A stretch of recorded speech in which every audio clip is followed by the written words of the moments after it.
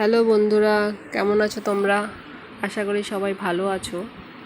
ছেলের বায়না টিচার্স ডেতে কার্ড বানিয়ে দিতে হবে, তাই আর্ট পেপার আনা হলো আর যা যাবতীয় জিনিস লাগে সব নিয়ে কার্ড বানাতে বসলাম। ছোটোবেলার কথা মনে পড়ে গেল। মার কাছে বায়না ধরতাম টিচার্স ডেতে যে আমাদের হেল্প করো, আমাকে হেল্প করে দাও, আমি কার্ড বানাবো।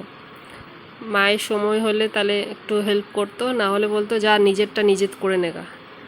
আর আর্ট পেপার আনা হতো না, ওই খাতার পেজ ছিঁড়েই বানাতে বসে পড়তাম, যেরকম পারতাম সেরকম বানাতাম। তাই আমারও ইচ্ছে করছিল ছেলেকে একটু হেল্প করে দিই, তাই বসে কার্ডগুলো বানালাম। ছেলেও ছিল জেগে, রাত্রেবেলায় বানাচ্ছিলাম তো, ছেলেও জেগে বানাচ্ছিল।